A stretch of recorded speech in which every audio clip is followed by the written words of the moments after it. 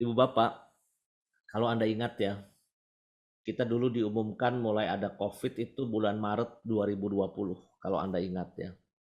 Seingat saya, misa online pertama di Samadi ini tanggal 21 Maret. Ini saya catat di memori saya. 21 Maret itu saya sudah mengadakan misa online pertama. Sampai sekarang terus konsisten. Setelah itu ada begitu banyak macam acara ya di seluruh Indonesia ini. Kita ada begitu macam macam doa ya, misa di mana-mana. Habis itu ada juga novena. Habis itu ada adorasi online. Habis itu juga uskup-uskup ngajak doa rosario.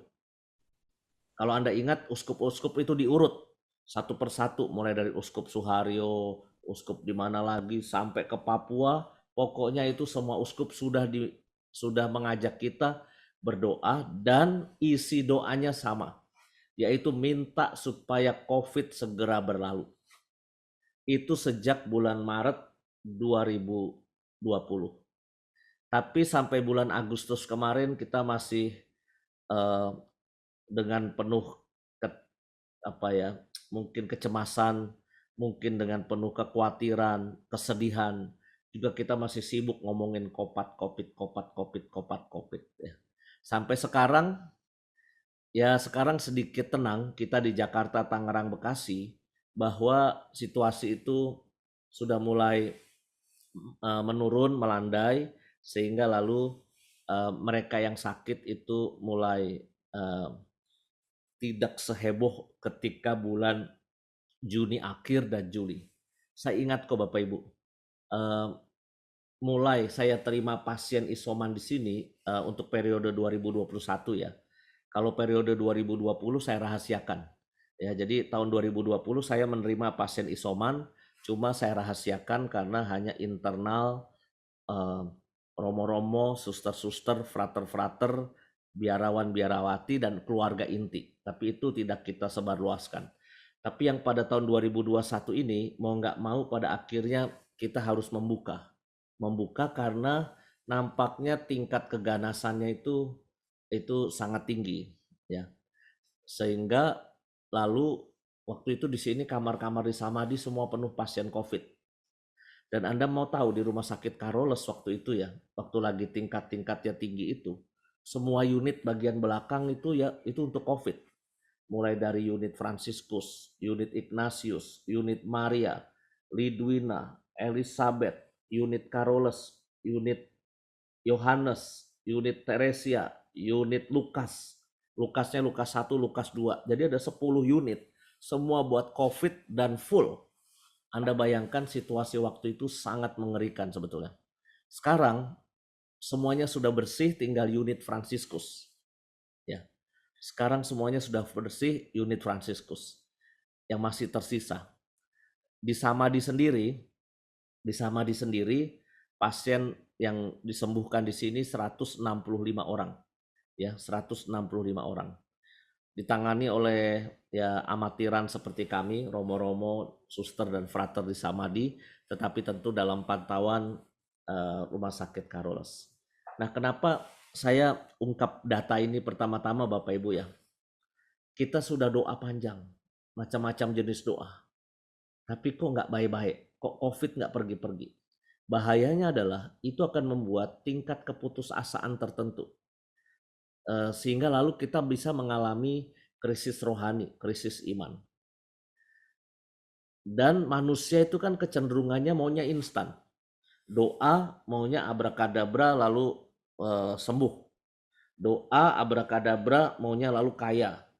Doa abrakadabra lalu maunya persoalan-persoalan kita selesai. Kita manusia itu maunya instan kayak gitu ya. Tetapi apakah hidup beriman harus kayak gitu ya? Ini pertanyaannya. Karena kalau enggak, kita ini hidup berimannya itu pertama-tama ngejar-ngejar mukjizat loh Bapak Ibu. Ngejar-ngejar mukjizat. Saya berani mengatakan kepada Anda, acara yang paling laris diminati itu adalah acara-acara rohani yang menjanjikan karunia-karunia kesembuhan. itu acara yang paling diminati. Otomatis romo-romo yang diminati juga itu adalah romo-romo yang katanya punya karunia menyembuhkan. Anda sadar nggak sadar nih ya, umat itu suka jahat sama romo-romo. Ya, ini cuma kelakar ya Bapak Ibu ya. Jadi umat itu suka jahat sama romo-romo, mengelompokkan romo-romo menjadi level A, level B, level C. Terus saya mikir gitu ya, level A itu siapa? Level A itu adalah romo-romo yang punya eh, kesaktian tertentu. Jadi katanya sudah banyak yang memberikan kesaksian bahwa kalau didoakan oleh romo itu pasti sembuh. Romo itu punya karunia. Saya pernah diprotes dalam sebuah rekoleksi seminar rohani di gereja Teresia di Menteng oleh seorang ibu. Diprotes begini, Romo, kenapa sih romo-romo Katolik itu sedikit yang sakti mandraguna, kata ibu itu.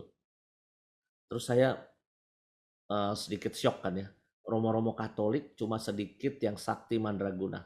Terus saya tanya kepada ibu itu, loh emang menurut ibu yang sakti mandraguna siapa di Jakarta ini? Dia ngeluarin kertas loh Bapak Ibu, dia ngeluarin kertas. Ternyata dia nyatetin nama-nama romo yang menurut dia sakti mandraguna. Coba Bu bacain, saya tanya gitu kan. Dia mulai bacain. 1, Romo Yohanes Indra Kusuma. Saya bilang betul, betul. 2, Romo Thomas Aquinas Rohadi Widakdo. Wah, itu betul juga. Saya bilang betul. Karena waktu itu Chris John ya, Chris John petinju tuh sebelum tanding memperebutkan juara dunia ya, Chris John itu datang ke Romo Rohadi, minta didoakan. Didoakan Romo Rohadi, Chris John menang jadi juara dunia. Berikutnya Prabowo Subianto tahun 2014 mau tanding lawan Jokowi. Datang juga ke Romo Rohadi. Minta didoakan juga Romo Rohadi supaya menang. Sama Romo Rohadi didoakan. Kalah Prabowo Subianto. Saya nggak tahu isi doanya Romo Rohadi apa, saya nggak tahu sih ya. Cuma pokoknya Prabowo kalah aja waktu itu. Nah tapi kadangkala ya kita itu selalu senang, daftarnya belum selesai. Romo Rohadi sudah. Berikutnya Romo Somar. Wah, saya bilang ya ya. Tapi tar dulu Bu, Romo Somar yang mana? Karena ada dua, Romo Somar yang muda atau Romo Somar yang tua. Wah, pokoknya Romo kalau namanya Somar itu pasti sakti deh kata dia, kata si ibu itu. Ini ada lagi nih, pokoknya atas kalau namanya Romo Somar pasti sakti mandraguna. Nah, oke. Saya tunggu nama saya disebut Bapak Ibu. Saya menunggu kali-kali nama saya disebut gitu ya. Tapi ternyata nama saya nggak muncul. Jadi nama saya tidak masuk kategori level A. Romo-romo yang seperti itu. Saya tidak menyangkal Bapak Ibu bahwa teman-teman saya itu punya kuasa doa, punya karunia penyembuhan. Saya tidak menyangkal itu. Karena beberapa kali kalau ada orang yang mengalami kesulitan pun, lalu ya saya bilang ya udah nih saya kasih nomor kontaknya Romo Rohadi ya, kontak ke Romo Rohadi. Saya nggak apa-apa. Jadi kalau saya tadi menyebutkan ada level A bukan berarti saya tidak percaya ya. Ya bisa jadi dan mungkin dan iya beberapa peristiwa iya bahwa teman-teman imam itu punya karunia seperti itu ya. Karena ibu saya juga gitu. Suatu ketika ibu saya telepon saya, Yus, Bu ya aku dicarikan tiketnya Romo Yohanes Indra Kusuma. Tiket apa Bu? Itu eh, Romo Yohanes Indra Kusuma mau ada adorasi penyembuhan di Hotel Mulia. Oh di Hotel Mulia. Aku pikir Romo Yohanes mau konser musik apa gitu pakai tiket. Saya bilang begitu kan. Oh enggak, ini adorasi penyembuhan. Ibu mau berangkat sama siapa? Aku sudah siap dengan 10 orang lansia yang sedang gak enak badan katanya. Jadi ibu saya itu rumahnya di Tangerang. Rumahnya di Tangerang. Lalu eh, di Pasar Kemis, Tangerangnya bukan Tangerang Kota, Tangerang Pasar Kemis. Aku udah siap ke Hotel Mulia. Naik apa Bu? Saya tanya. Pokoknya kowe tenang wae. Aku sudah charter angkot. Kata ibu saya charter angkot. Terus saya bilang, Bu, Hotel Mulia nggak boleh kemasukan angkot tuh Bu. Nggak boleh. Aku bilang, oh Ben aku nggak malu naik angkot ke Hotel Mulia. Lalu akhirnya saya bilang begini, Bu, hari Senin kan macet ke Hotel Mulia. Wes gini aja, aku hari Minggu pulang deh ke Tangerang. Aku yang doain ibu-ibu yang sedang gak enak badan itu, saya bilang begitu. Supaya lebih mempermudah ya, daripada mereka lansia-lansia itu ke tengah kota macet-macet, ada resiko desek-desekan, udahlah aku aja yang pulang ke rumah. Aku doakan, aku bilang gitu. Tapi ibu saya bilang apa? Enggak ah, berkatmu orang mantep, kata ibu saya. Ya ampun, ibu saya aja ngomong begitu coba. Ya. Tapi memang itu kan umat kayak gitu tuh. Level A itu adalah romo-romo yang punya karunia. Kalau diiming-imingi mukjizat, waduh kita itu pasti berkobar-kobar hatinya. Normal Bapak Ibu, normal. Bukannya keliru ya, saya mengatakan itu wajar. Lalu romo level B. Romo level B nggak sakti nggak apa-apa ya. Tapi masih sering diundang. Masih diundang acara entah seminar, entah misa di mana-mana itu kalau agak lucu-lucu sedikit. Lucu-lucu dikit lah. Romo Yusuf Halim itu lucu. Romo Eko OSC, wah laris, diundang kemana kesana kemari, pokoknya umat seneng dengerin yang lucu-lucu dari Romo Eko. Romo Yus ya agak lucu dikit tapi kadang-kala garing lah Romo Yus itu ya, tapi masih lumayan diundang saya itu. Saya level B tapi B minus lah ya, enggak, bukan B plus, bukan B plus. Acara komedi Samadi, wah peminatnya banyak karena menampilkan yang lucu-lucu aja, yang ringan-ringan, yang gembira-gembira. Nah itu romo-romo level B, nggak sakti nggak apa-apa tapi agak lucu-lucu dikit. Nah apesnya umat itu menggolongkan romo-romo yang lain level C, sudah nggak sakti nggak lucu. Ini biasanya jarang dapat undangan biasanya. Undangannya itu yang paling sering romo-romo level C ya, karena nggak sakti dan nggak lucu. Paling mereka dapat undangan kalau tutup peti di rumah duka. Itu paling sering. Atau minyak suci. Kenapa? Kalau di rumah duka kan nggak perlu romo yang sakti, sudah mati, ya kan? Sudah mati mau diapain lagi? Dan nggak perlu yang lucu. Di rumah duka nggak boleh humor, harus serius, harus sedih, gitu kan? Sehingga ya udah romo level C. Nah suatu ketika ada teman saya romo level C itu dapat SK perpindahan tugas dari Bapak Uskup. Ya, saya nggak usah sebut ya romo siapa namanya. Nanti ada tebak-tebak Romo Yakobus Kelapa Gading lagi. Bukan Romo Kelapa Gading ya. Jadi Romo ini Romo C minus. Kenapa? Sudah nggak sakti, nggak lucu, ditambah juga Bapak Ibu ya galak, galak dan suka telat. Jadi kalau misa jam 6, dia muncul di altar itu jam 6 lewat 10. Jadi sukanya telatan. Jadi nggak seneng salaman sama umat, nggak ramah gitu ya. Jadi C-nya itu C minus. Nah, suatu ketika dia perpisahan dari sebuah paroki itu, ini cerita dia ya. Dia tuh bilang sama kita, dia misu-misu sama kita. Wah, kurang asem. Aku kok perpisahan dari paroki itu dinyanyikan lagu singkirkanlah penghalang sabdamu, cairkanlah hatinya yang beku. Wah, pokoknya dinyanyiin lagu-lagu gitu. Terus dia kan ngeluh-ngeluh sama kita gitu. Terus saya ledekin dia. Wah, untung lu, eh, lu perpisahannya bukan masa Natal loh. Kalau lu perpisahannya waktu masa Natal, pasti ditambahin lagu penutup. Gembala pergilah cepat-cepat menuju ke paroki mana gitu kan ya. Jadi maksud saya umat itu kadang-kala milih-milih ya. Kalau romonya yang sangat menarik, lucu, punya karunia ini dan itu, waduh, Anda tuh sayangnya luar biasa sama romo itu. Tetapi kalau romo itu nggak punya karunia-karunia itu, ya udah gembala pergilah cepat-cepat gitu. Nah maksud saya begini Bapak Ibu, nggak usah heran pada zaman Yesus dulu, Yesus itu dikejar-kejar oleh begitu banyak ribuan orang ya. Kemanapun Tuhan Yesus pergi itu selalu diikutin. Karena apa? Karunia penyembuhan, mukjizat. Ya. Lagi lapar, abrakadabra, tiba-tiba roti berlipat ganda. Ya.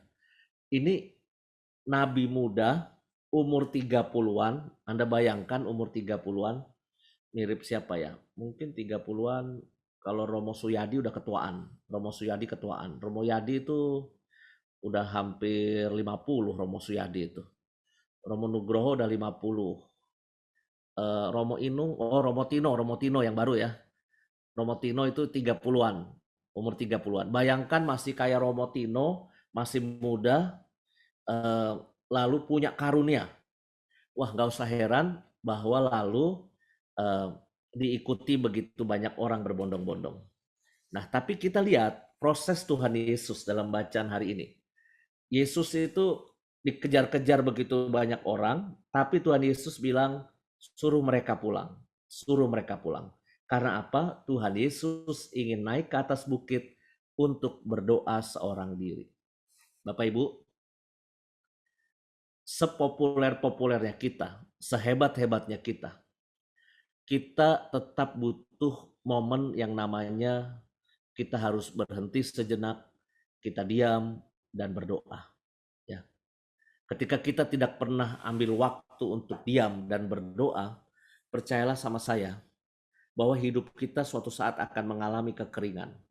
Dan ini adalah pangkal dari eh, keputusasaan kita.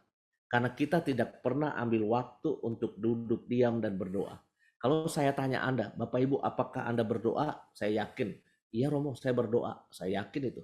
Tapi what kind of doa? Doa macam apa yang Anda lakukan? Saya khawatir doa kita itu adalah ketika kita punya kebutuhan, maka kita doa. Tapi padahal doa itu adalah relasi, membangun relasi personal dengan Tuhan. Bukan kita minta ini, minta itu. Doa pertama-tama adalah bagaimana aku secara pribadi ambil waktu, diam, dan mencoba membuat relasiku dengan Tuhan semakin hari semakin dalam. Itu namanya doa. Kalau kita ujuk-ujuk minta ya, ujuk-ujuk tuh apa ya? Ujuk-ujuk tuh tiba-tiba. Isinya doa tuh minta ini, minta itu. Ya Tuhan dengerin ya. Tapi kan gini nih, perbandingannya gini misalnya. Kalau misalnya aku belum dekat sama Anda nih, kita baru kenal sedikit-sedikit nih sekarang. Tiba-tiba saya ngomong, misalnya saya ngomong sama Pak Petrus lah misalnya ya, sama Pak Petrus nih. Kita belum kenal nih Pak Petrus. Tapi tiba-tiba saya ngomong, habis acara ini nih saya langsung japri Pak Petrus. Pak Petrus, saya pinjam uang dong 50 juta. Saya ada keperluan. Pak Petrus pasti akan berkata, ini Romo sinting nih. Belum kenal, ini siapa kok tiba-tiba ini so akrab banget tiba-tiba mau minjem duit 50 juta. Ya. Pasti Anda akan berkata, ini siapa? Ini Romo kayak apa sih kok tiba-tiba baru kenalan di Zoom doang kok tiba-tiba minta duit, minjem duit 50 juta. Nah, itu karena apa bisa bereaksi begitu? Karena kita belum akrab, belum dekat. Tapi beda misalnya saya sudah akrab nih dengan Pak Andrew Christian nih misalnya ya. Wah, pokoknya kita udah sering goes bareng, sudah makan bakmi bareng, saya udah kenal anak-anaknya, saya sudah kenal keluarganya, saya sudah kenal semuanya gitu ya, akrab gitu ya. Mungkin Pak Andrew ngelihat wajah saya lagi agak stres-stres dikit gitu ya. Saya nggak ngomong kesusahan saya apa, tapi mungkin karena udah deket nih, udah kenal akrab, Pak Andrew akan berkata, Romo kok wajahnya jelek amat sih Romo sore ini? Ya memang jelek sih setiap hari. Saya bilang, enggak hari ini lebih jelek Romo. Kata dia, oh iya ya, ibu saya lagi sakit Pak. Saya cuma ngomong gitu ya. Langsung Pak Andrew, Romo nggak usah pusing Romo. Ini saya punya tabungan 50 juta, Romo silahkan pakai ya. Kalau kalau ada rezeki aja Romo balikin, kalau nggak ada rezeki juga saya ikhlas Romo. Nah misalnya gitu, tenang Pak Andrew, ibu saya sehat ya. Jadi Pak Andrew nggak usah ngeluarin tabungannya buat saya. Tapi buat saya, kenapa ada relasi kayak gitu? Karena tadi sudah deket relasinya. Ini perumpamaan tentang doa. Maksud saya gini, level doa kita, siapa tahu level doa kita tuh sangat dangkal. Hidup rohani kita sangat dangkal. Yaitu ketika aku lagi butuh aja, maka aku cari Tuhan. Ya. Ketika kita semua ketakutan sama si COVID itu ya, lalu kita semua berseru kepada Tuhan. Ya. Bagaimana dengan kalau kita lagi sukses, kita lagi sehat, kita lagi baik hidupnya? Apakah kita juga punya kebutuhan untuk itu? Ya. Jadi intinya yang pertama mau saya sampaikan adalah kekuatan iman dalam hati kita, hidup doa itu harus dibangun untuk menghadapi aneka macam peristiwa. Kalau hidup doa kita nggak dibangun, kita itu nggak kuat menghadapi badai ya. Ya. Di sini kan dalam kitab suci diungkap, gelombang itu diombang-ambingkan oleh gelombang angin sakal yang begitu hebat. Ya. Maka menurut saya ini yang menjadi perhatian kita semua. Apakah Anda punya hidup rohani yang mengakar. Ini saya ceritain lagi. Peristiwa tahun 2002. Kalau Anda ingat tahun 2002 itu ada banjir yang luar biasa. Angkanya bagus sekali. Tanggal 2, bulan 2, tahun 2002. Nah, itu angka yang wajib diingat. Mengapa? Saat itu banyak orang pengen nikah. Tanggal 2 bulan 2 itu buat orang kawin itu bagus. Karena 2-2, kita berdua gitu kan. Jadi 2-2. Nah, ternyata hari itu Jakarta itu banjirnya, wah itu luar biasa parah sekali ya. Banjirnya bukan sehari 2 hari, banjirnya 10 hari naik turun. 8 sampai 10 hari naik turun. Nah, saya tinggal di paroki Thomas Rasul Bojong Indah, Satoran. Di sana ada peristiwa begini. 2 orang Katolik ini punya rumah jejeran. Ya. Di perumahan itu level ekonominya mirip-mirip. Dan mereka mengalami banjir, banjirnya itu nggak main-main.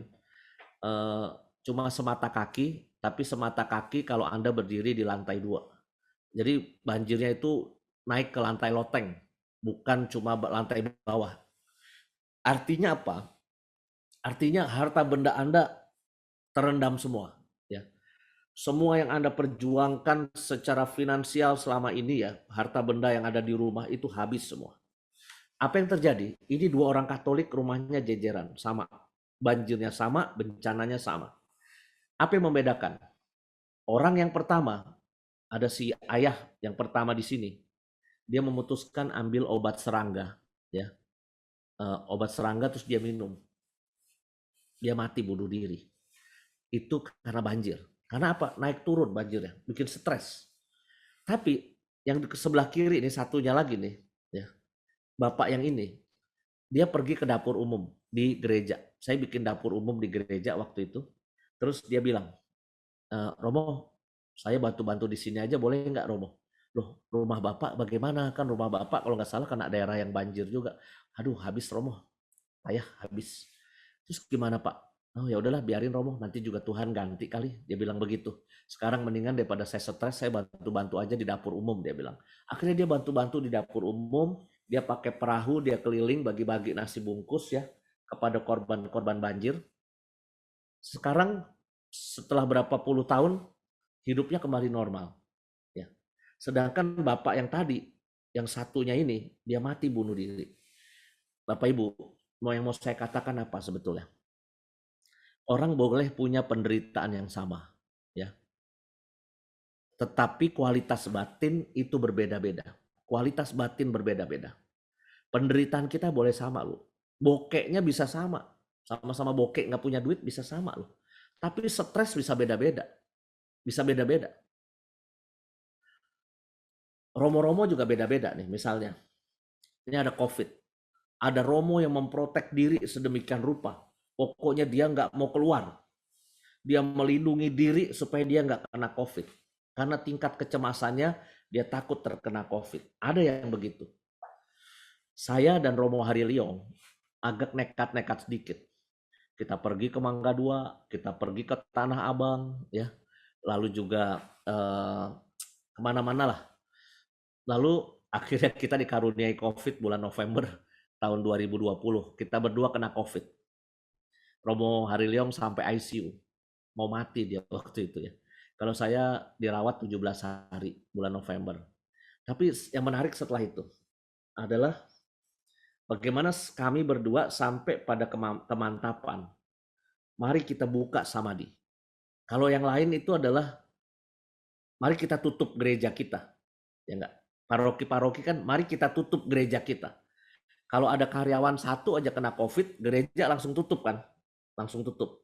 Satu aja romo atau frater kena COVID di paroki itu langsung tutup gerejanya. Di lockdown. Lalu kita semua mengkarantina diri di kamar. Tapi tidak terjadi dengan samadhi.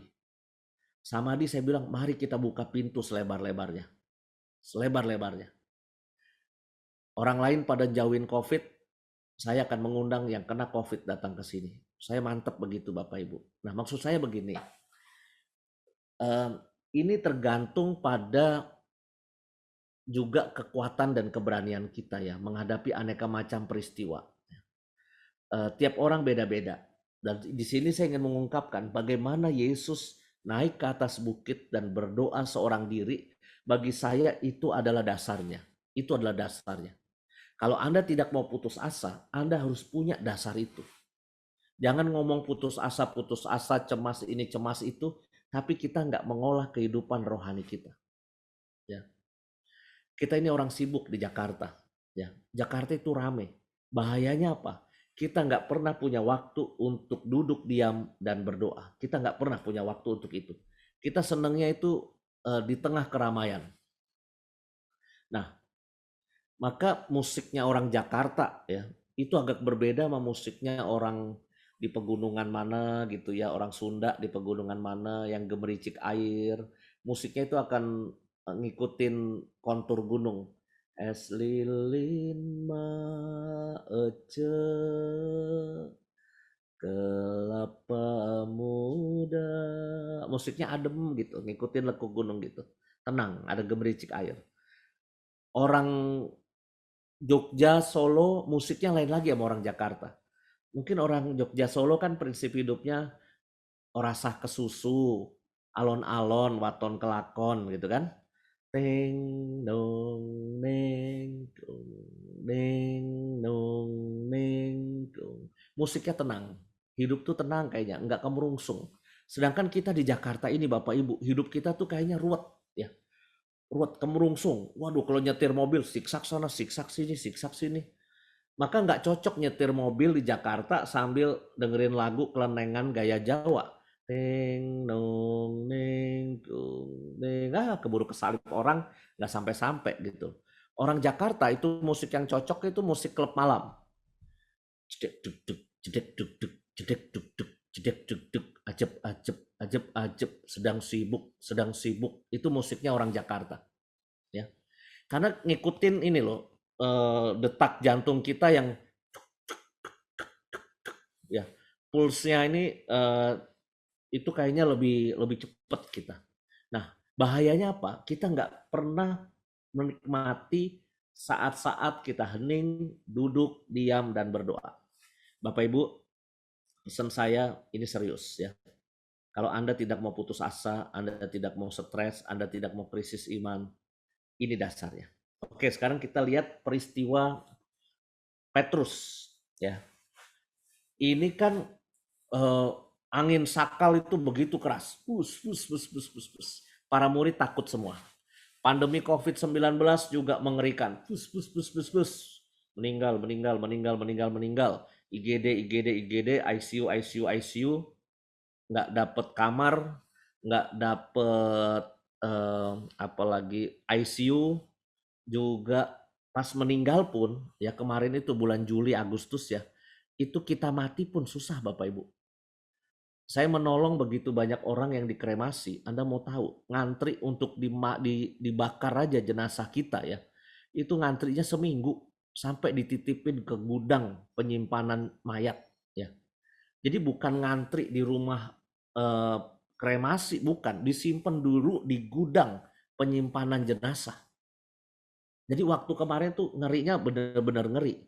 Saya ngikutin dari dekat. Saya datang ke ICU COVID, saya datang ke rumah duka jenazah itu disemayamkan. Saya berkati COVID itu.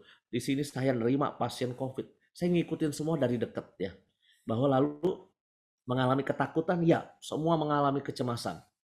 Maka lalu orang nggak ngelihat Tuhan. Tuhan datang pun dikira hantu, ya kan? Karena kalimatnya, padahal Yesus yang datang, para murid berkata apa? Itu hantu. Karena apa? Mereka lagi takut. Hatinya itu penuh kecemasan. Ya. Nah, si Petrus, nah ini dia, tokoh kita kan Petrus. Apakah Petrus punya iman kepada Tuhan? Petrus punya. Ya. Petrus berkata, kan Tuhan Yesus sudah berkata, tenanglah, ini aku, jangan takut.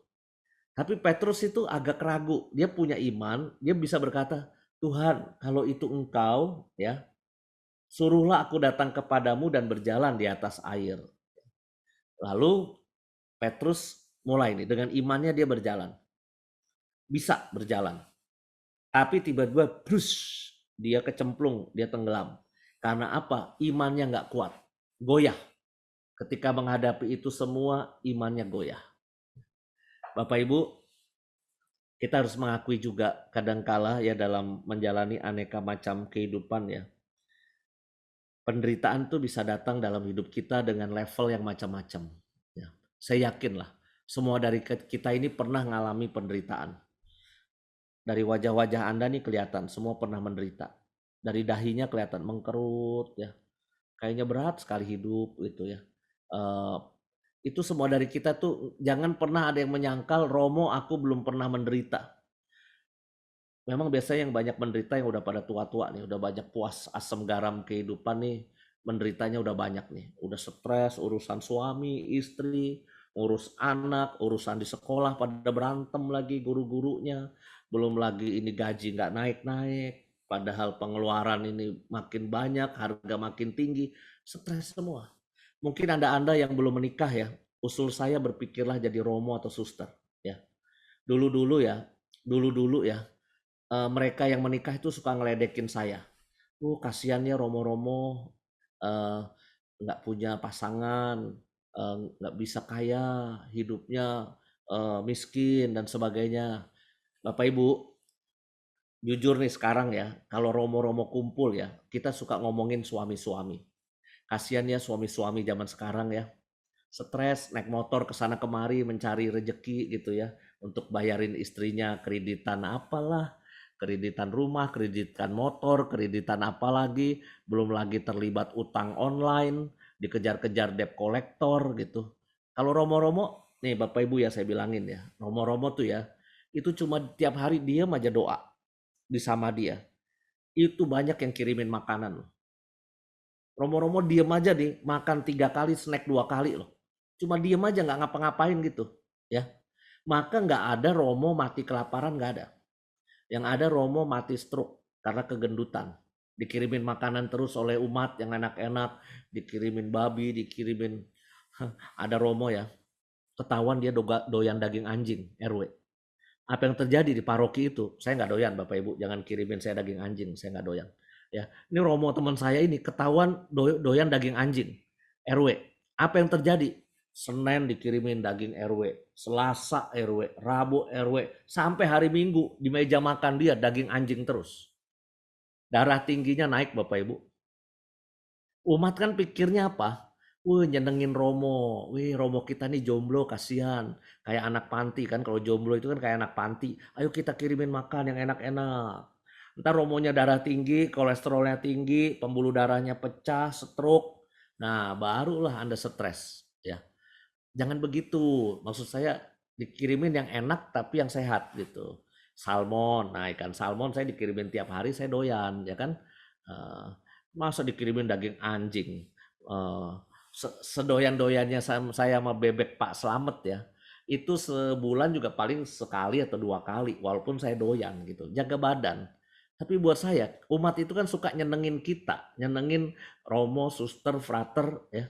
Eh, tapi ya ini maksud saya kita ya kami yang hidup membiara seperti ini berhadapan dengan Anda yang hidup di tengah keluarga ya, yang menikah, yang punya suami, punya istri, punya anak, tambah punya mertua lagi. Aduh, pusing dah kalau punya mertua lebih pusing lagi. Makanya ada kuis kitab suci. Ada kuis kitab suci. Manusia siapakah yang paling bahagia di dalam kitab suci? Jawabannya adalah, ini guru agama aja belum tentu bisa jawab loh.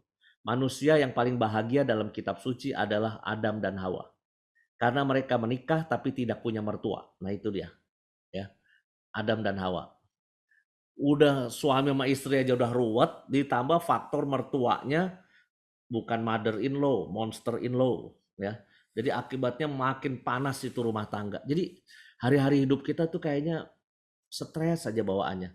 Tapi sekarang pertanyaannya, kalau kita jatuh terjerembab seperti Petrus, apapun persoalannya ya, entah ekonomi, entah sakit, entah kekecewaan, sakit hati, luka, eh, satu sama lain di keluarga maupun di tempat kerja ya. Terus kita mau apa? Ya, Yesus akan berkata begini, "Hai orang yang kurang percaya, mengapa engkau bimbang?"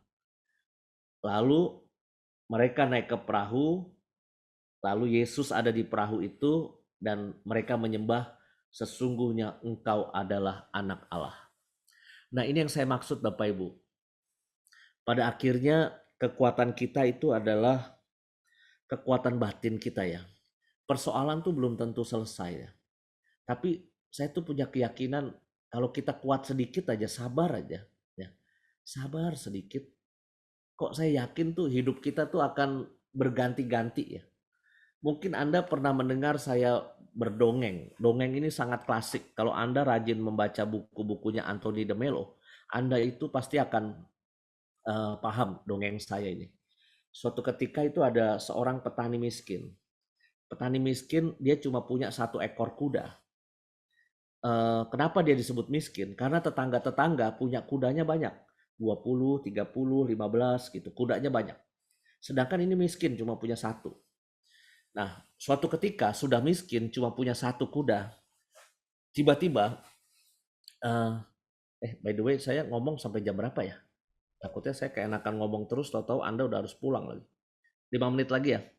Nanti kalau waktunya udah habis langsung kita berkat penutup aja bubar ya. Nggak usah pakai tanya jawab juga nggak apa-apa ya. Saya berdongeng aja. Uh, ini kudanya orang miskin kabur. Makin miskin kan Pak Tani. Orang kaya, wih tetap kaya. Sedangkan yang miskin kudanya 1 kabur lagi. Oh Pak Tani makin miskin. Terus orang-orang kaya tadi pada datang nih ke rumah Pak Tani. Aduh Pak Tani turut sedih ya Pak Tani. Pak Tani sekarang makin miskin, nggak punya kuda lagi. Turut sedih dan berduka ya Pak Tani. Tapi aneh Bapak Ibu jawaban Pak Tani. Pak Tani bilang begini kepada orang-orang kaya. Bapak Ibu, nasib baik, nasib buruk, siapa yang tahu. Kata dia begitu. Dia nggak stres loh, makin miskin dia nggak stres. Ya, terus ternyata kuda yang tadi kabur itu ternyata adalah kuda cewek yang cakep. Menurut kuda, ya bukan menurut saya, menurut kuda. Jadi menurut kuda lain, ini kuda cewek yang cakep. Maka di hutan dia itu dikejar-kejar sama 10 kuda liar. Wah, tiba-tiba ada 10 kuda liar itu ngejar kudanya Pak Tani. Wah, dikejar. Debak. Saking takutnya tuh kuda itu balik ke kandangnya Pak Tani, cari perlindungan. Wah, kudanya masuk lagi ke kandang Pak Tani. 10 kuda liar ikut masuk ke kandang Pak Tani. Pak Tani tutup pintu. Cekrek. Wah, Pak Tani jadi orang kaya, punya 11 kuda. Tetangga-tetangga datang lagi. Aduh Pak Tani ikut bersyukur ya. Pak Tani sekarang dapat rejeki jadi orang kaya, punya 11 ekor kuda. Bapak Ibu, Pak Tani miskin jadi orang kaya, dia nggak sombong. Pak Tani tetap berkata, nasib baik, nasib buruk, siapa yang tahu. Ya. Anak yang lelaki ngelihat kuda baru. Wah, aku ingin naik kuda baru punya bapak. Ini kayaknya kuda liar nih, aku mau naik. Wah, dia naik. Kedubak, ting. Beletak kakinya patah. Anak Pak Tani kakinya patah. Tetangga-tetangga besuk, aduh Pak Tani sedih ya, anak lelaki Pak Tani kakinya patah. Aduh anak lelaki semata wayang kesayangan Pak Tani kakinya patah. Nasib baik, nasib buruk, siapa tahu. Pengumuman dari kerajaan. Pengumuman. Anak-anak lelaki yang sehat sekarang wajib militer untuk perang melawan kerajaan tetangga. Anak-anak yang sehat ikut wajib. Anaknya Pak Tani kakinya patah, jadi tidak perang. Anak-anaknya tetangga, anak-anak orang kaya pada diangkut perang, wajib militer. Mereka pada nangis-nangis ke Pak Tani. Aduh Pak Tani seneng ya anaknya di rumah walaupun kakinya patah. Anak kami mungkin akan mati di medan perang. Pak Tani menjawab apa Bapak Ibu? Nasib baik, nasib buruk, siapa yang tahu. Teman-teman, saya bisa menambahin cerita nasib baik, nasib buruk sampai jam 6 sore. Saya bisa nambahin. Karena ini peristiwa hidup ganti-ganti. Sama kayak peristiwa hidup Anda. Mungkin beberapa tahun lalu Anda naik motor tuh. Wah, nyari kerjaan gitu ya. Tiba-tiba dapat kerjaan. Jangan sombong. Nasib baik, nasib buruk, siapa yang tahu.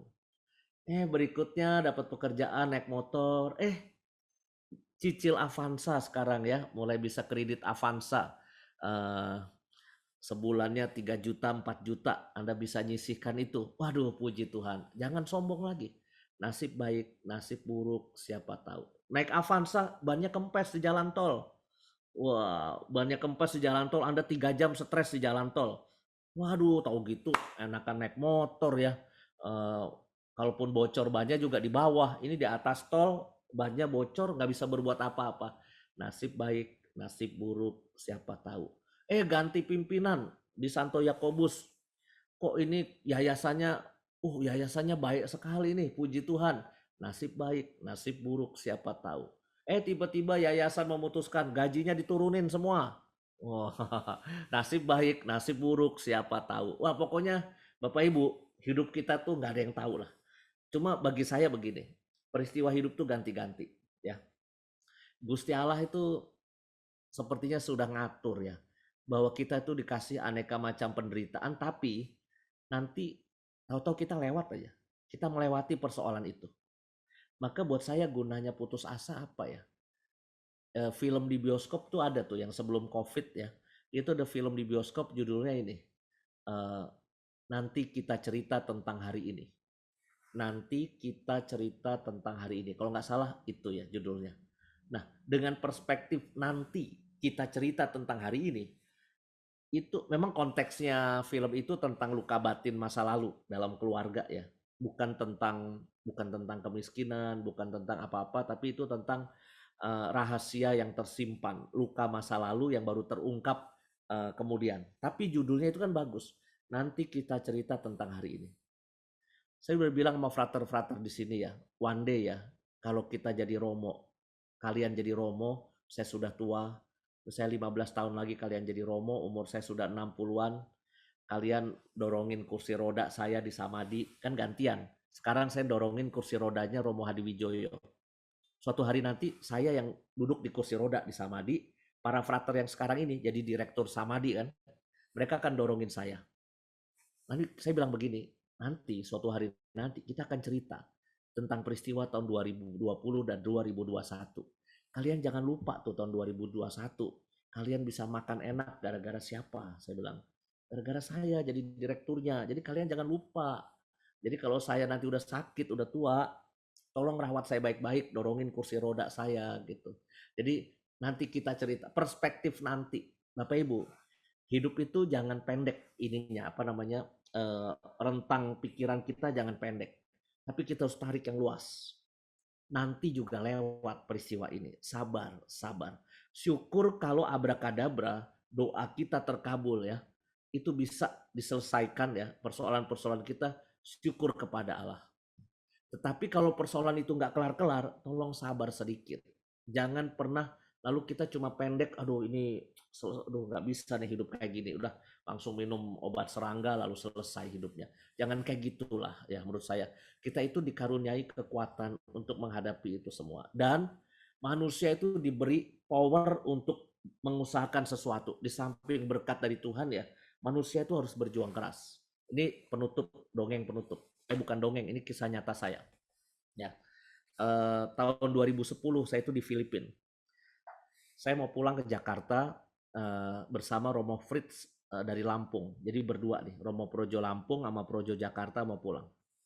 Tapi hari itu kita udah beli tiket pesawat nih. Pesawat kita jam 21.00 ya. Udah beli tiket, tapi hari itu ada typhoon, ada hujan besar badai di Filipina. Filipina itu termasuk yang typhoonnya parah. Dan nggak main-main, macet di mana-mana, hujan besar, banjir di mana-mana. Saya sudah nyegat taksi jam 3, pesawat jam 9, harusnya no problem. Jam 3 nggak dapet taksi, jam 4 nggak dapet taksi, jam 5 nggak dapet taksi, setengah 6 baru dapet taksi. Ya, berebut nyari taksi. Nah, pas di perjalanan macet Bapak Ibu. Lewat sini macet, ke kanan, ke kiri macet gitu ya. Sampai jam 7 kurang 5 itu masih ada di tengah perjalanan. Belum sampai airport, padahal pesawat jam 9. Jam 7 kurang 5 aku masih di tengah perjalanan dan kondisinya stuck macet. Aduh, jam 7 kurang 5 ini. Padahal international flight, saya kan harus sampai ke airport harus sesegera mungkin. Kalau bisa 60 menit aja udah mepet kan. 60 menit sebelum take off itu udah harus check in di uh, apa check in counter di airport itu.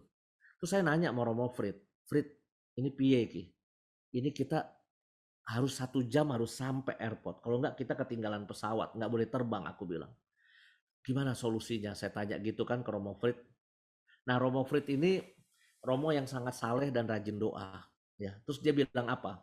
Yowes, aku tak doa rosario dulu ya, kata dia begitu. Ini saya ajak diskusi, malah dia ambil rosario, dia berdoa, dia merem. Omat kami. Bapak Ibu, aku juga punya rosario, jangan dikira aku nggak punya rosario. Aku juga bisa dong keluarkan rosario, ikut berdoa sama Romo Frit. Tapi aku bilang begini, nah si Frit, gua ajak diskusi kok dia malah doa, saya bilang gitu. Bapak Ibu, saya memutuskan ambil jalan lain. Saya bukan ambil rosario, saya ambil dompet saya. Saya lihat isi dompet saya. Isi dompet saya ada 6.000 peso. Ongkos harusnya, taksi itu harusnya 1.000. Tapi di dompet saya ada 6.000. Saya bilang sama sopir taksi, Pak, kalau you bisa sampai airport sebelum jam 8, ini 6.000 peso buat you semuanya. Saya bilang begitu. Jadi di saat Romo Frit berdoa, ambil rosario, saya memutuskan ambil 6.000 peso saya dan mengiming-imingi, memberi semangat sopir taksi. Kalau you jam 8 kurang bisa sampai airport, 6.000 buat kamu. 6.000 peso itu kurang lebih 1,8 juta Bapak Ibu. 1,8 juta, harusnya 1.000. Harusnya 300.000 tuh ongkos. Tapi saya berani bayar 1,8 juta demi saya bisa sampai airport. Apa yang terjadi Bapak Ibu ketika sopir taksi ngelihat 6 lembar duit melambai-lambai gitu ya. Wah, karena saya langsung taruh duitnya di sebelah dia, 6.000. Tiba-tiba dia nyetirnya berubah. Dia kepot kiri, dia kepot kanan, dia klakson, dia lewat bahu jalan, dia ngelanggar lalu lintas, dia masuk gang kecil, dia lewat mana lagi. Cit! Jam 8 kurang 5, mobil taksi berhenti di depan airport Ninoy Aquino. Persis saat itu Romo Frit selesai berdoa.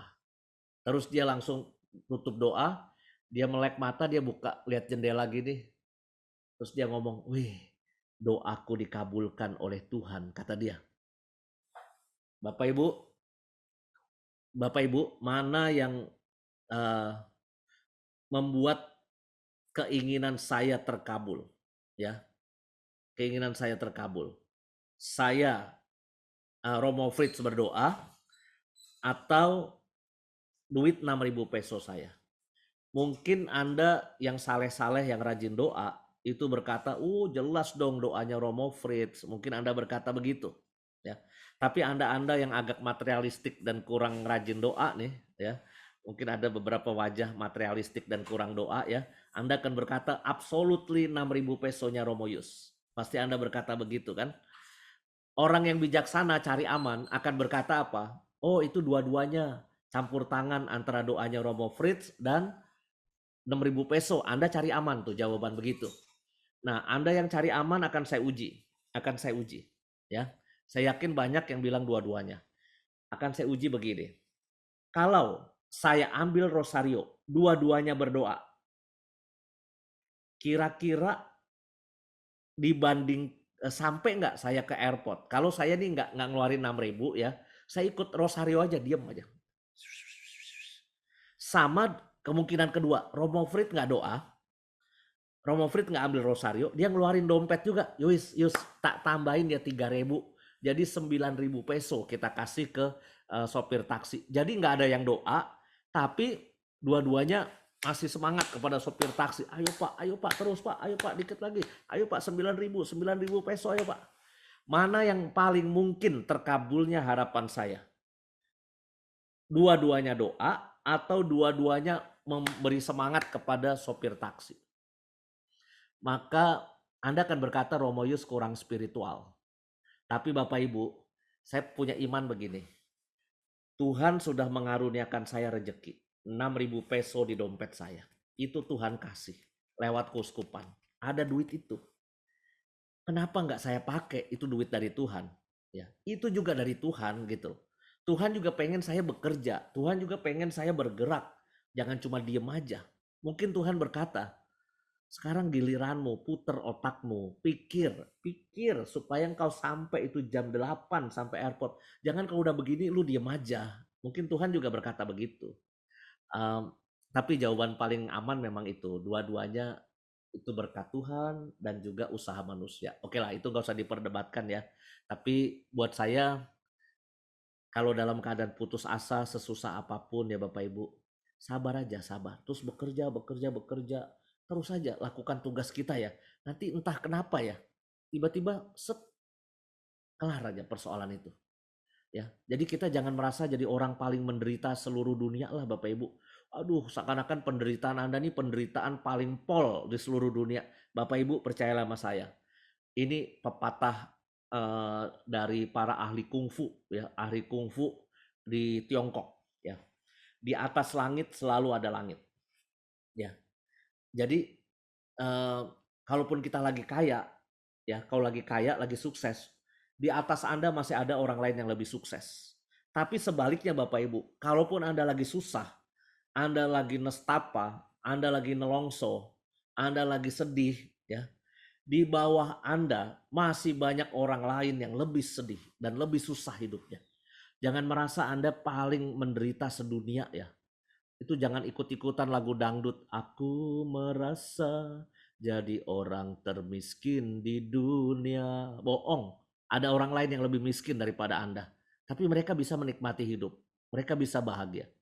Ya. Jadi tenang, lewati waktu, tetap bekerja, cari komunitas, cari teman, cari sahabat. Anda nggak bakalan bunuh diri aja kalau gitu. Karena apa? Anda punya teman, Anda punya sahabat. Anda tetap melakukan ini dan itu. Udah deh cukup khotbah saya Bapak Ibu, udah kepanjangan. Udah 1 jam khotbah saya. Udah nggak usah ada tanya jawab lah, capek saya ditanya. Oke, kalau ada yang masih paling 5 menit tinggal waktunya ya. Silakan moderator untuk melanjutkan. Baik, terima kasih Romo Yus atas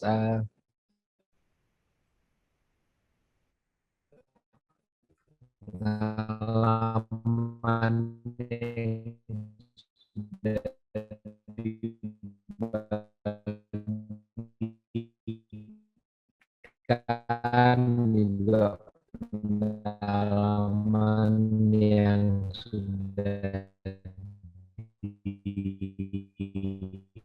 Ayo, Mbak, putus-putus. kepada kami semua. Mungkin Bapak Ibu di antara mungkin ya, waktu kita masih 5 menit ya untuk bertanya, untuk sharing. Silakan Bapak Ibu, Suster, Frater, monggo. Bolehkah saya sharing, Halo Kak Pak? Dedi. Boleh, boleh. Oh iya, silakan Bu. Ya. Terima kasih Romo, sangat menginspirasi dan menguatkan Ya Bu Ari. saya. Ya, terima kasih. Selamat sore Bapak Ibu Suster, saya mau sharing sedikit tentang pengalaman rohani saya di tahun 2000 sampai 2003 ya. Saya waktu itu masih ngajar di SMP. Tapi saya mempunyai masalah yang sangat-sangat berat dalam keluarga. Orang-orang lama mungkin udah tahu. Sampai saya memutuskan untuk minum serangga, minum racun serangga, minum baygon.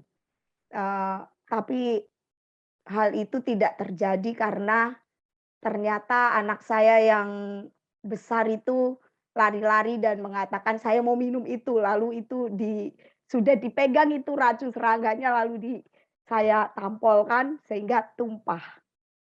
Sampai saat itu memang sebelum minum racun itu karena saya guru agama, saya duduk di sofa, saya ambil Alkitab, Romo, naik banget ya. Mau bunuh diri ambil Alkitab dulu. Saya cari-cari ayat yang mungkin bisa menguatkan saya. Tapi ternyata ya memang Tuhan sangat baik. Kalau saya tidak baca Alkitab itu dan langsung saya minum, mungkin saya sudah mati atau anak saya yang minum. Puji Tuhan, Romo tadi mengatakan bahwa sabarlah sedikit kalau kita mengalami penderitaan, karena Tuhan pasti akan bekerja. Dan pengalaman itu ternyata apa yang Romo katakan itu benar. Bahwa sampai saat ini saya baik-baik saja tuh, saya baik-baik saja meskipun saya mengalami, ya saya harus mengalami banyak penderitaan, tapi saya tidak pernah memikirkan lagi untuk bunuh diri atau apa, karena saya tahu bahwa Tuhan adalah pemilik hidup saya. Sampai saat ini baik-baik saja, anak saya tidak pernah membuat ulah juga dalam kehidupan saya meskipun saya single mother, tapi Tuhan sungguh baik. Yayasan juga begitu mendukung saya dalam hidup saya dan saya tetap menjadi guru agama. Saya tetap mencintai kehidupan saya ini. Tapi kata Romo tadi, hidup kita siapa yang tahu?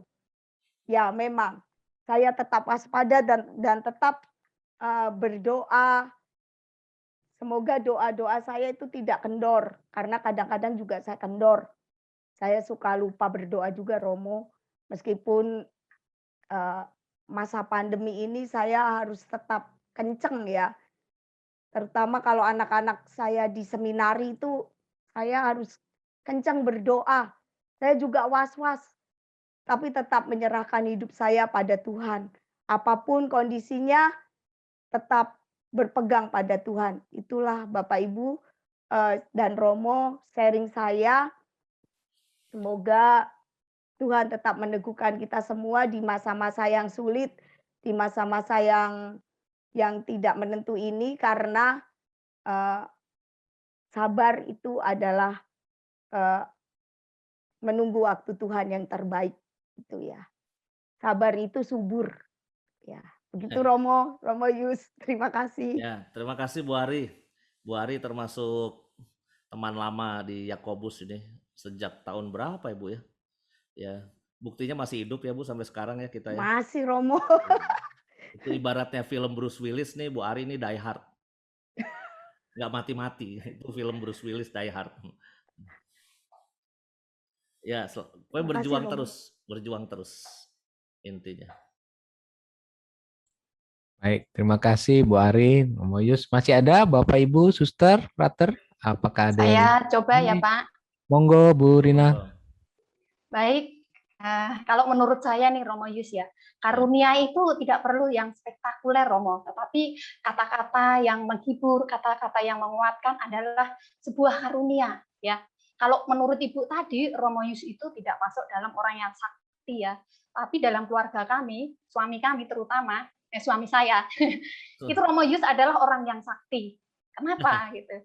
Iya, karena sekitar akhir bulan Juli kemarin, terus terang ketika wabah pandemi ini lagi naik-naiknya ya, kita juga bingung ya, semua penuh, akhirnya kami mendapatkan di Wisma Samadi, dan ketika sama Frater Wenan ditelepon hari Sabtu tanggal 21 atau berapa itu, suami saya itu ketakutan. Apakah kalau saya berangkat ke Samadi, ini hari terakhir saya melihat rumah ini, apakah saya masih bisa kembali pulang? Tetapi akhirnya ditunda. Besok Frater, hari Minggu baru berangkat. Dan benar, hari Minggu berangkat, 2 hari di sana. Waduh, sama Romo Yus diajak misa apa itu? Pemberkatan matu jenazah ya, ada pasien yang meninggal di sana.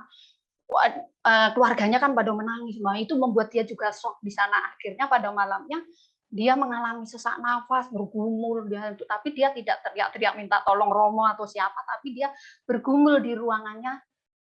Dia tidak putus asa ya, maksudnya pertama kali, aduh gimana ini, tapi akhirnya kalaupun saya teriak, orang sebelah juga sakit, apa gunanya saya teriak? Akhirnya dia teriak sama Tuhan, Romo Yus gitu.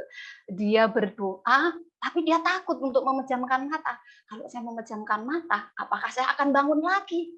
Apakah saya bisa itu ya? Tapi akhirnya dia berdoa 77 Bapa Kami, dan itu bisa menghantarkan dia tidur. Paginya itu ikut misa dengan Romo lagi. Nah, kata-kata Romo ketika misa itu, itulah yang menguatkan dia, yang menghibur dia. Nah, setiap hari ikut misalnya Romo. Nah, itulah kata-kata sakti Romo yang membuat dia kembali semangat ya, itu doanya pun bagus. Akhirnya ketika hari yang ke-10 atau hari ke-9 yaitu PCR, CT-nya dia udah 40 gitu ya. Dia sebenarnya udah oke, tapi sama Romo nggak boleh pulang dulu ya, menunggu sampai tuntas gitu katanya itu ya.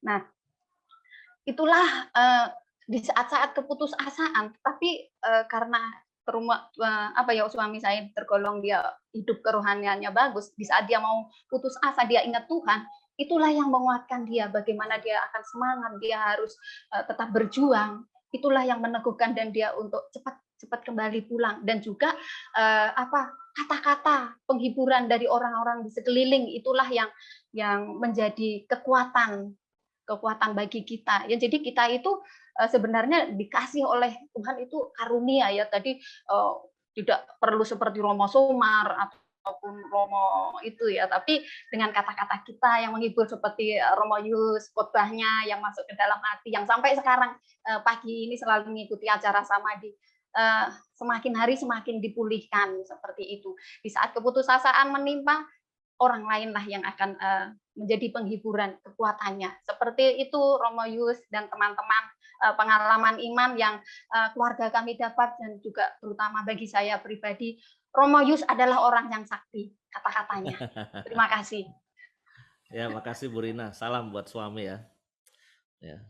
Ya, luar biasa Bu Rina. Terima kasih. Masih adakah Bapak Ibu?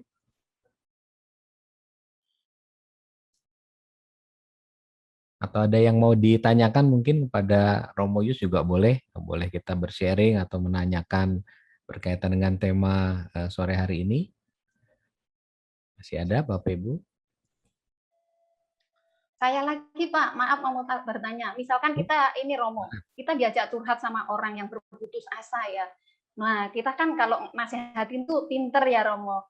Tapi orang itu pasti akan berkata, kamu ngomong pinter, nggak ngelakuin. Nah, apa yang akan kita lakukan Romo dengan begitu?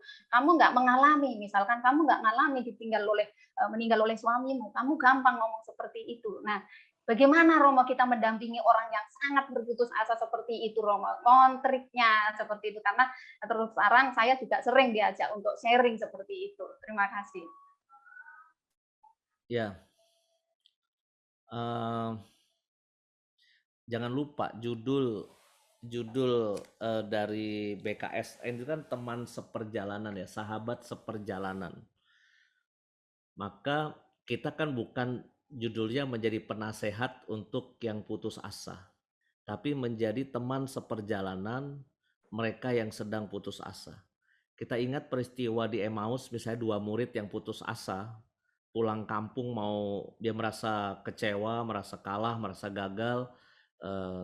Tapi lalu Tuhan Yesus itu kan berjalan dulu, terus kan mulai ngomong, apa sih yang kalian perbincangkan gitu ya. Lalu orang itu masih ngedumel-dumel kan, emang kamu orang satu-satunya yang nggak tahu bahwa di sini gini. Terus mengungkapkan perasaannya, terus baru akhirnya Yesus mengungkapkan sesuatu, ikut tinggal bersama mereka, memecah roti. Lalu akhirnya mereka mendapatkan enlightenment, pencerahan. Wah iya.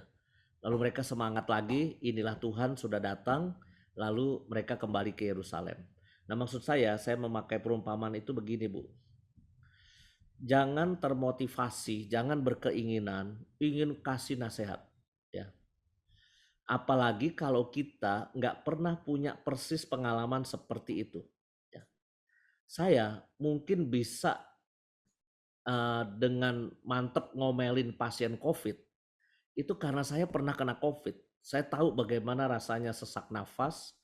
Romo Hari Liong tahu bagaimana rasanya mau mati di ICU. Maka kalau kita naik ke atas, ketemu pasien COVID, ngobrol, ya, ngomelin, saya telepon, itu saya punya keyakinan karena saya pernah mengalami seperti itu, dan dia yang sedang putus asa itu entah karena sakit COVID, entah karena mungkin relasi keluarganya nggak beres, apapun itu ya. Tapi kalau kita pernah punya pengalaman yang sama, kita lebih punya kekuatan untuk menjadi teman dia. Ya. Ada satu pasien di sini sesak nafas, saturasinya 88, terus dia punya komorbid juga, diabetes. Aduh, kan saya takut tuh Bapak Ibu, umur sudah hampir 70. Tapi dia nggak mau dikirim ke rumah sakit. Saya udah dapetin kamar di Carolus buat dia. Tapi dia nggak mau saya kirim ke rumah sakit. Dokter udah bilangin baik-baik, nggak mau. Karyawan saya pun udah ngerayu baik-baik, nggak mau juga. Akhirnya saya yang turun tangan. Saya bilang begini, Pak, minta maaf ya Pak ya. Bapak cuma punya 2 pilihan sekarang. A atau B, Bapak langsung pilih saat ini juga, nggak usah pakai mikir panjang. A, saya sudah nyiapkan kamar di rumah sakit St. Carolus. Saya udah tahu kondisi Bapak bagaimana. Ya, secara klinis aku udah tahu. Bapak juga sudah dijelaskan dokter. Maka pilihannya cuma satu, Pak. Punya pilihan Bapak yang A, Bapak 10 menit lagi bawa pakaian, turun, di bawah sudah ada mobil ambulans Samadi siap mengantar Bapak ke rumah sakit Carolus. Harapan saya Bapak akan seperti Romo Roy, Romo Steve, Romo Andi yang dari Samadi dikirim ke Carolus sebentar, 5 hari, balik lagi ke Samadi, sembuh. Itu harapan saya. Jadi Bapak jangan membayangkan Bapak bakalan mati di Carolus, tenang. Ada yang sembuh balik ke sini. Tapi pilihan B, kalau Bapak nggak mau ke rumah sakit Carolus, Bapak langsung sekarang cari Grab, cari Gokar. Bapak silakan pulang ke rumah Bapak. Saya nggak mau terima Bapak di sini. Saya nggak pengen Bapak mati di sini, saya bilang begitu. Saya nggak ngomelin dia, Ibu ya. Kenapa? Karena saya ngurusin mereka dengan setulus hati saya, menyiapkan yang terbaik, dan juga saya punya pengalaman itu. Punya pengalaman saya sendiri pernah kena COVID. Maka saya bisa ngomong secara berotoritas. Mau saya opnamkan di rumah sakit, nggak usah mikir tentang macam-macam, pokoknya urusan saya dan rumah sakit Carolus, Bapak masuk aja, atau Bapak pulang ke rumah. Saya nggak mau terima Bapak di sini. Akhirnya ada 3 pasien saya gituin, Bu. Terus akhirnya dengan terpaksa mereka bilang ya udah ikut Romo Yus saja yang mana yang terbaik buat saya. Ya udah akhirnya saya kirim ke rumah sakit Carolus pada baik, sehat. Baru sesudah itu pada cengar-cengir. Untung ya saya nurut sama Romo Yus dulu gini. Kalau enggak kan saya sudah mati, kata dia. Sekarang ngomong begitu. Padahal waktu itu kan mengalami susah juga disuruh begitu. Nah maksud saya gini Bapak Ibu. Satu, jangan menggurui. Jangan memberi nasihat kalau Anda nggak pernah punya pengalaman persis seperti itu. Kalau tadi Bu Ari nih misalnya punya pengalaman mungkin susah dalam hidup berkeluarga sampai mau mati bunuh diri gitu misalnya ya. Misalnya nanti ada guru lain nih begini nih. Guru lain yang mengalami kesulitan yang sama. Yang lain nggak usah sok kasih nasihat. Majuin Bu Ari aja. Bu Ari suruh maju aja. Bu Ari maju, tempur. Omelin itu teman yang begitu. Bu Ari ngomong lah ngoceh-ngoceh, apalagi guru agama kan suruh ngoceh-ngoceh, nasihat kan pinter. Tinggal ngomong, aku juga pernah kayak gitu waktu itu Dek. Aku pernah begini. Ruwet kepalaku mau pecah waktu itu. Tapi sampai sekarang aku masih hidup. Kenapa? Gini. Itu malah didengerin. Jadi kalaupun kita nggak punya pengalaman Bapak Ibu, hanya hadir aja. Dan nawarkan hal-hal yang menunjukkan dia dicintai, dikasihi. Jangan memberi nasihat, tapi hanya hadir aja. Dan ya misalnya gini, waktu saya kena COVID di Carolus itu, banyak yang telepon saya, video call saya. Ya. Kalau Romo-Romo cenderung ngasih nasihat, sabar ya Yus, yang kuat ya Yus. Romo-Romo, namanya juga Romo-Romo kan, pinternya cuma ngomong doang itu Romo-Romo. Tapi umat-umat lain lagi, Romo, doyan ini enggak capcay goreng ati babi Romo? Wah doyan tuh, wah saya kirimin ya Romo. Nah dia nggak ngasih nasihat, tapi dia kirimin capcay goreng ati babi dari Bakmi Abun, Pasar Baru. Wah itu enaknya pol untuk para pasien COVID. Wah saya makan. Besok lagi dia ngirimin kue tiaw siram kelapa gading tuh yang hayam wuruk itu tuh, yang tembok putih itu. Waduh, saya seger lagi. Jadi orang itu nggak ngasih nasihat, tapi menunjukkan dengan bukti nyata, saya merasa disayang, saya merasa dikasihi. Yang paling naikin imun, Bapak Ibu, Anda mau tahu video call dari siapa? Anda pasti nggak menduga. Beberapa mungkin nggak, oh video callnya Bapak Uskup Ignatius Kardinal ya, bukan. Yang langsung naikin imun saya adalah mantan pacar saya waktu SMP video call. Setelah 32 tahun tidak pernah ketemu. Entah bagaimana dia dengar Romo Justinus Ardianto kena COVID di rumah sakit St. Carolus, mungkin dia pikir saya mau mati kali ya. Mungkin dia masih ada tuh perasaannya sama saya, kayaknya sih ya. Nah terus dia nyari nomor telepon saya, pikirnya kan saya mau mati gara-gara COVID. Wah dia video call saya, wah kita ngobrol. Tenang, nggak ada apa-apa, pembicaraan baik-baik saja. Nggak, ya romantisme sedikit masa lalu, tapi hati saya berbunga-bunga.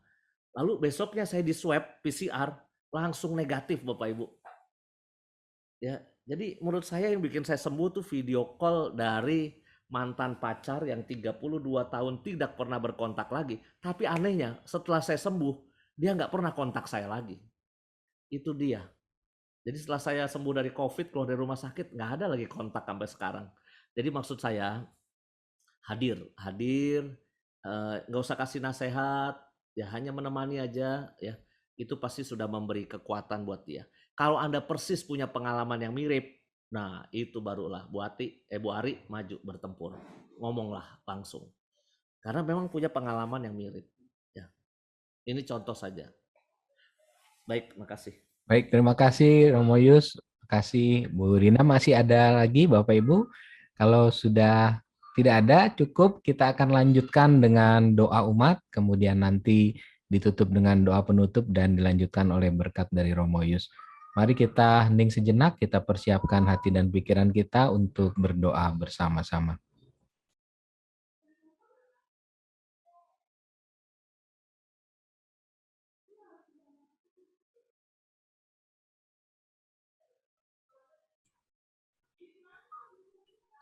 Allah Bapa di surga, kami bersyukur dan berterima kasih atas segala berkat, rahmat, penyertaan, serta perlindungan-Mu kepada kami semua. Secara khusus atas izin-Mu kami boleh berkumpul di ruang virtual ini untuk bersama-sama melaksanakan pendalaman iman BKSN pertemuan yang pertama. Bapa, terima kasih atas semua berkat, pengalaman, serta sharing yang boleh kami dapatkan. Dan sudilah kiranya ya Bapa, Engkau mendengarkan doa-doa permohonan yang akan kami sampaikan kepadamu. Silakan Bapak Ibu yang bertugas. Ya Allah, sumber kehidupan dan kekuatan bagi kami berdoa bagi Bapak Paus, para uskup, imam, biarawan dan biarawati, para gembala umat-Mu.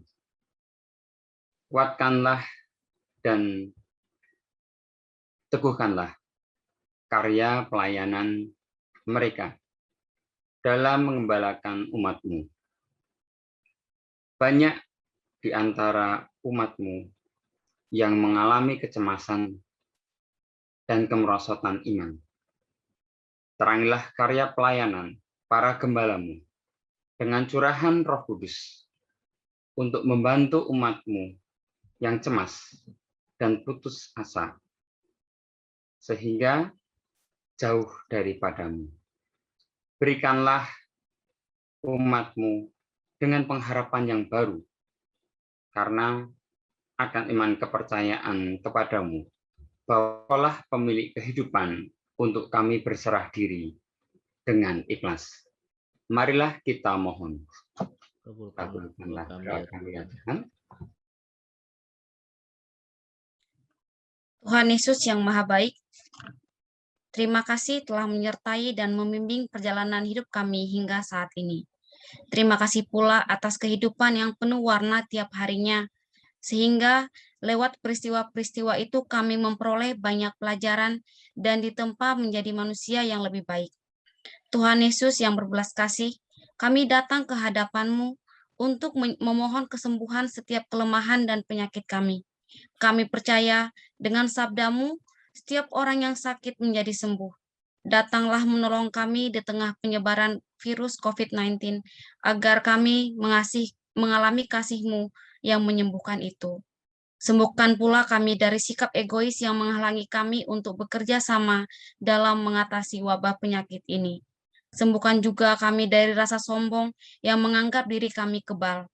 Sembuhkan juga semua orang yang mengalami sakit karena virus COVID ini, sehingga memperoleh kesehatan dan kekuatan kembali. Tuhan Yesus penyembuh agung, tinggallah bersama kami.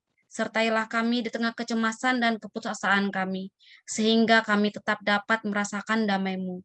Sebab Engkaulah Tuhan dan pengantara kami, kini dan sepanjang masa. Amin.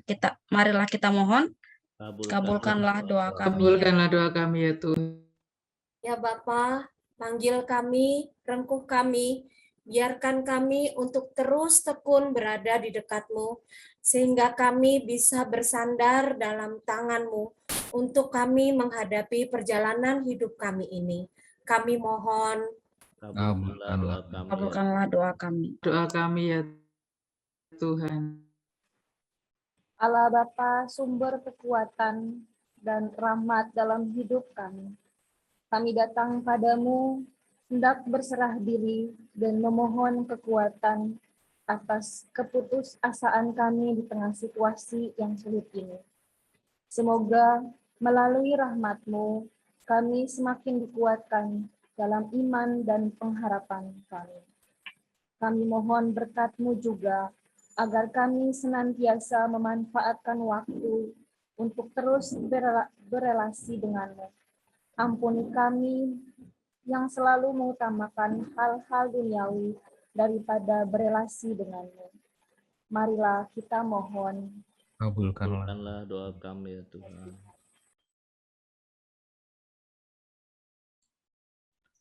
Demikianlah ya Tuhan doa-doa yang kami sampaikan kepadamu. Kami yakin dan percaya Engkau mendengarkan semua doa-doa permohonan kami Kabulkanlah doa kami ya Tuhan.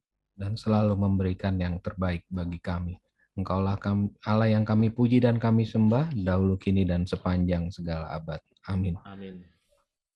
Romo, Amin. Pater, Suster, dan Bapak Ibu, mari kita satukan doa umat yang dibacakan tadi dengan doa yang diajarkan oleh Yesus Kristus sendiri kepada kita.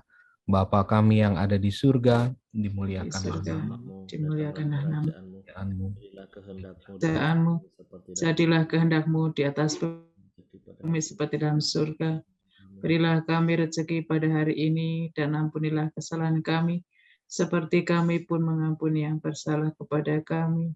Dan janganlah masukkan kami dalam pencobaan, tetapi bebaskanlah kami dari yang jahat. Amin. Marilah sekarang kita tutup kegiatan pendalaman iman kita dengan doa penutup yang akan diakhiri nanti oleh berkat dari Romo Yus. Silakan Bu Christine. Terima kasih Pak Yoba. Romo, Bapak, Ibu, Suster, marilah kita akhiri kegiatan kita hari ini dengan mohon berkat Tuhan.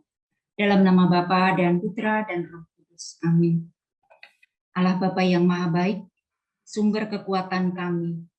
Kami bersyukur dapat mengikuti pendalaman iman ini dari awal hingga akhir dengan lancar. Kami mohon berkatilah kami agar semakin mampu menghadapi semua tantangan hidup dengan penuh iman dan tetap berpegang teguh pada kehendak-Mu. Semoga pertemuan pendalaman iman hari ini dan selanjutnya melalui sabda Tuhan yang hadir dalam diri kita sungguh diperbaharui hidup kita. Bapak, setelah ini kami akan undur diri, sertai kami selalu dalam aktivitas kami selanjutnya. Mohon berkat dari Romo. Tuhan bersamamu dan bersama rohmu. Semoga saudara sekalian, keluarga kita dimanapun mereka berada, tugas hidup kita sebagai pendidik, sebagai karyawan di sekolah Yakobus, dan semua hal yang kita usahakan, dan siapapun yang membutuhkan pertolongan Tuhan, diberkati oleh Allah yang Maha Kuasa, dalam nama Bapa dan Putra dan Roh Kudus. Amin. Terima kasih Bapak Ibu. Terima kasih Romo Yus. Kita tutup dengan lagu dulu Pak Denis.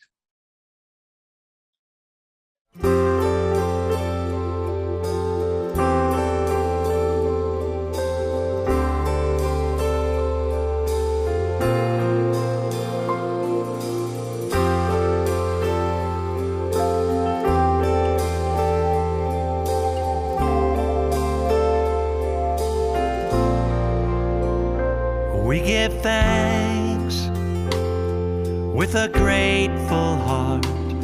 Give thanks to the Holy One. Give thanks because He's given Jesus Christ, His Son.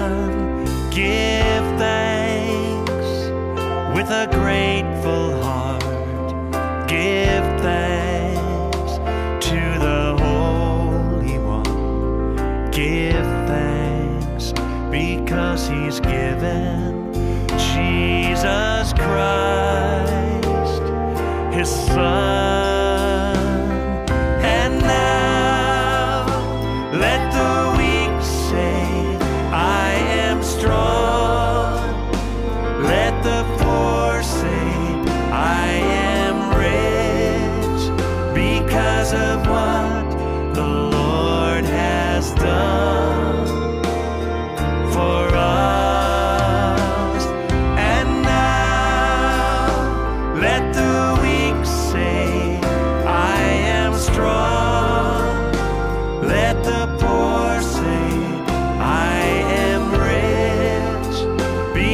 because of what the